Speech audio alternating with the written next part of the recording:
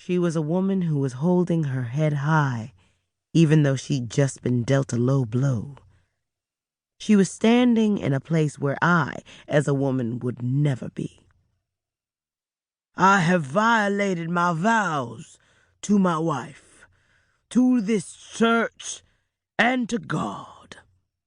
I have broken my fellowship with the Lord. Oh, my goodness. I scooted to the edge of the pew, as if getting an inch closer would help me to understand this better.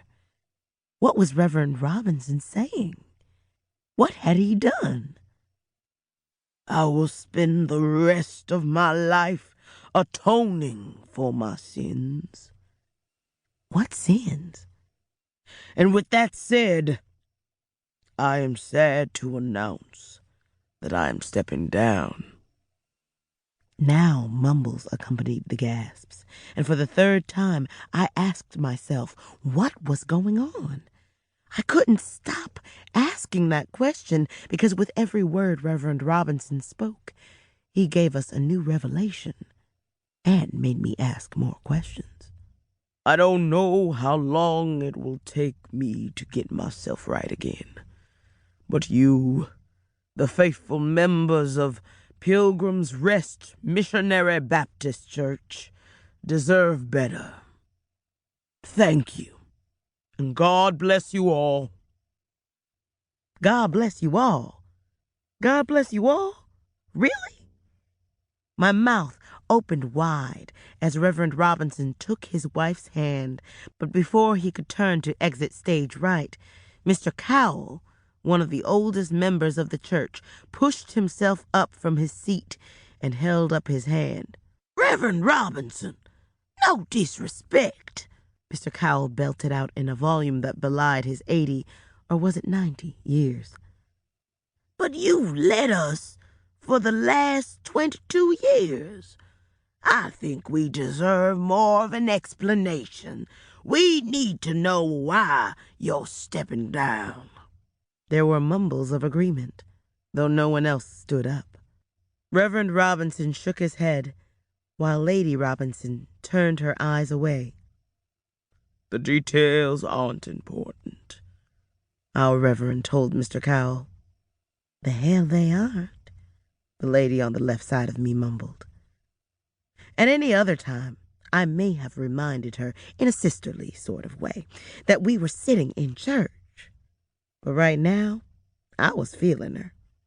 How could Reverend Robinson drop that piece of news and just leave us sitting in the pews? He'd done something, and as the tithing members, we deserved to know exactly what it was. Reverend Robinson said, The board will immediately begin a search for my replacement as I go into a cocoon of reflection. Cocoon of reflection? What the hell? Now all I could think was, this is a mess. My wife has forgiven me, Reverend Robinson said, as he dabbed at the perspiration that suddenly moistened his brow. Now I need time to seek God's forgiveness. And finally, I must have the space to forgive myself. He gave us a nod before he added, Thank you for understanding.